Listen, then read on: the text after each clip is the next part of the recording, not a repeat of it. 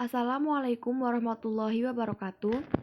Saya Farah Kurnia Apriadi dari kelas 11 MIPA 4 akan menjelaskan sedikit materi tentang prinsip dan praktik ekonomi Islam. Muamalah.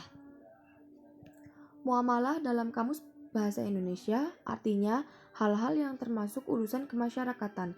Sementara dalam fikih Islam berarti tukar-menukar barang atau sesuatu yang memberi manfaat dengan cara yang ditempuhnya, seperti jual beli, sewa menyewa, upah mengupah, pinjam meminjam, urusan bercocok tanam, berserikat, dan usaha lainnya. Jenis-jenis muamalah ada 5, yaitu jual beli, riba, syirkah, perbankan, dan asuransi. Jual beli. Jual beli menurut syariat agama ialah kesepakatan tukar-menukar benda untuk memiliki benda tersebut selamanya.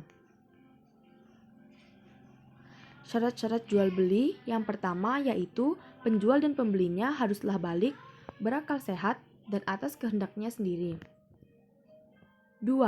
Uang dan barang haruslah halal dan suci, bermanfaat, keadaan barang dapat diserah terimakan, keadaan barang diketahui oleh penjual dan pembeli, dan milik sendiri. Ketiga, ijab qabul, seperti pernyataan, saya jual barang ini dengan harga sekian. Pembeli menjawab, baiklah saya beli. Dengan demikian, berarti jual beli itu berlangsung suka sama suka. Riba. Riba adalah bunga uang atau nilai lebih atas penukaran barang. Guna menghindari riba, apabila mengadakan jual beli barang sejenis seperti emas dengan emas atau perak dengan perak ditetapkan syarat A. Sama timbangan ukurannya. B. Dilakukan serah terima saat itu juga. C. Tunai. Macam-macam riba. Riba fadli adalah pertukaran barang sejenis yang tidak sama timbangannya. Riba kordi adalah pinjam-meminjam dengan syarat harus memberi kelebihan saat mengembalikannya. Riba iadi adalah akad jual beli barang sejenis dan sama timbangannya, namun penjual dan pembeli berpisah sebelum melakukan serah terima. Riba nasaiyah adalah akad jual beli dengan penyerahan barang beberapa waktu kemudian. Syirkah. Secara bahasa, kata syirkah berarti mencampurkan dua bagian atau lebih sehingga tidak dapat lagi dibedakan antara bagian yang satu dengan bagian yang lainnya. Menurut istilah, syirkah adalah suatu akad yang dilakukan oleh dua pihak atau lebih yang bersepakat untuk melakukan suatu usaha dengan tujuan memperoleh keuntungan. Rukun dan syarat syirkah. 1. Dua belah pihak yang berakad. Syarat orang yang melakukan akad adalah harus memiliki kecakapan melakukan ta'aruf. 2. Objek akad yang disebut ma'aqud, mencakup pekerjaan atau modal. Adapun syarat pekerjaan atau benda yang dikelola dalam syirkah harus halal dan diperbolehkan dalam agama dan pengolahannya dapat diwakilkan. Akad yang disebut juga dengan istilah.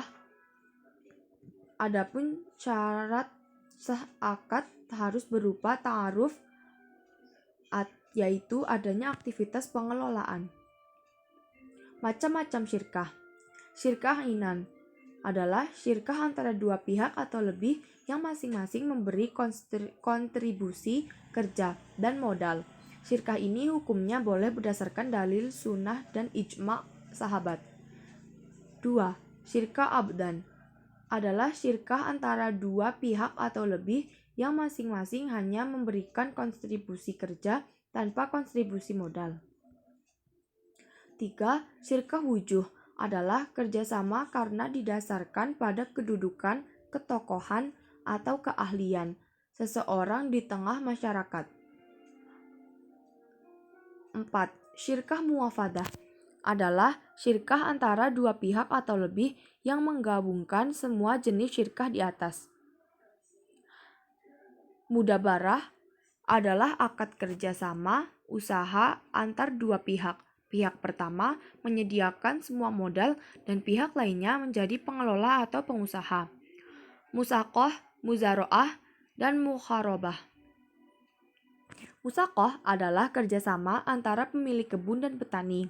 Muzaroah dan mukharabah. Muzaroah adalah kerjasama dalam bidang pertanian antara pemilik lahan dan petani penggarap.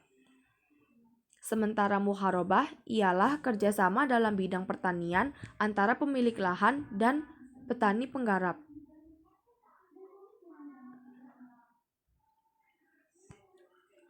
Perbankan. Bank adalah sebuah lembaga keuangan yang bergerak dalam penghimpun dana masyarakat dan disalurkan kembali dengan menggunakan sistem bunga. Hakikat dan tujuan bank ialah untuk membantu masyarakat yang memerlukan. Bank dilihat dari segi penerapan bunganya dapat dikelompokkan menjadi dua. Yang pertama, bank konvensional. Bank konvensional ialah bank yang fungsi utamanya menghimpun dana untuk disalurkan kepada yang memerlukan, baik perorangan maupun badan usaha.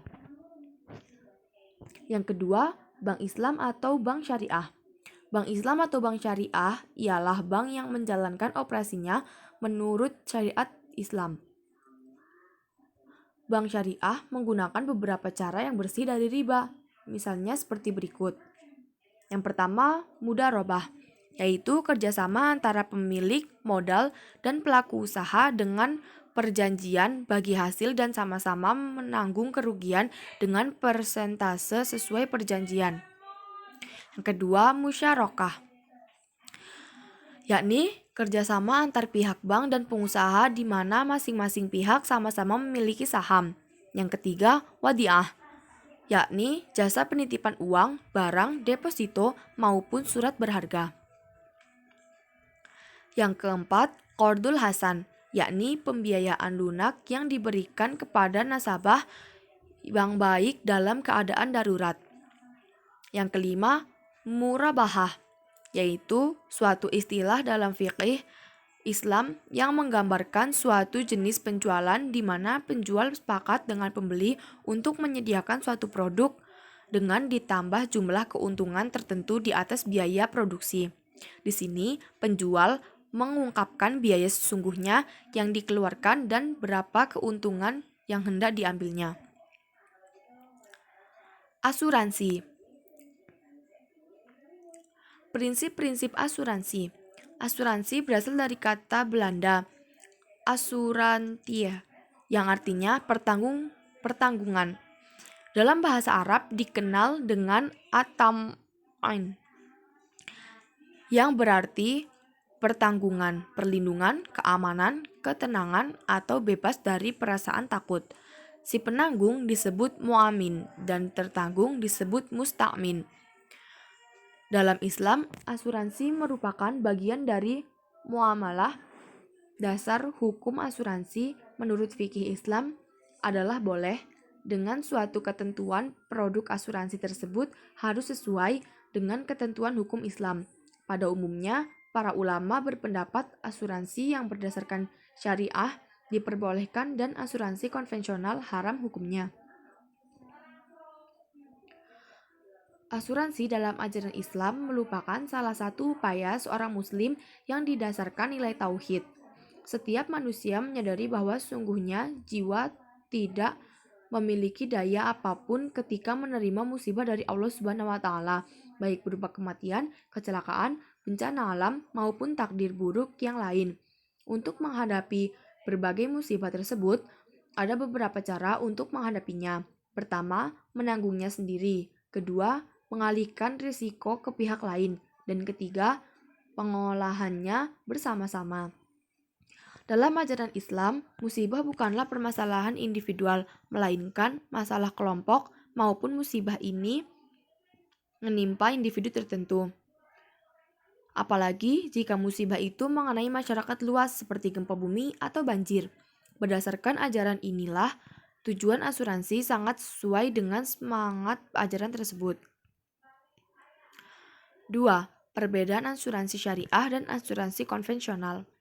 Prinsip-prinsip asuransi syariah tersebut berbeda dengan yang berlaku di sistem asuransi konvensional yang menggunakan prinsip transfer risiko. Seseorang membayar sejumlah premi untuk mengalihkan risiko yang tidak mampu dia pikul kepada perusahaan asuransi. Dengan kata lain, telah terjadi jual beli atas risiko kerugian yang belum pasti terjadi. Disinilah cacat perjanjian asuransi konvensional. Sebab akad dalam Islam mensyaratkan adanya sesuatu yang bersifat pasti, apakah itu berbentuk barang maupun jasa. Perbedaan yang lain, pada asuransi konvensional dikenal dana hangus, di mana peserta tidak dapat melanjutkan pembayaran premi ketika ingin mengundurkan diri sebelum masa jatuh tempo. Dalam konsep asuransi syariah, mekanismenya tidak mengenal dana hangus. Peserta yang baru masuk sekalipun karena satu dan lain hal ingin mengundurkan dana atau premi yang sebelumnya sudah dibayar dapat diambil kembali. Apabila sebagian kecil dana atau preminya sudah diniatkan untuk dana tabaru atau sumbangan, maka nilai dapat diambil lagi. Setidaknya ada manfaat yang bisa kita ambil kaum muslimin dengan terlibat dalam asuransi syariah. Manfaat yang diambil diantaranya bisa menjadi alternatif perlindungan yang sesuai dengan hukum Islam. Produk ini juga bisa menjadi pilihan bagi pemeluk agama lain yang memandang konsep syariah lebih adil. Syariah merupakan sebuah prinsip yang bersifat universal, sehingga semua pemeluk agama dapat menggunakannya. Sekian, terima kasih. Wassalamualaikum warahmatullahi wabarakatuh.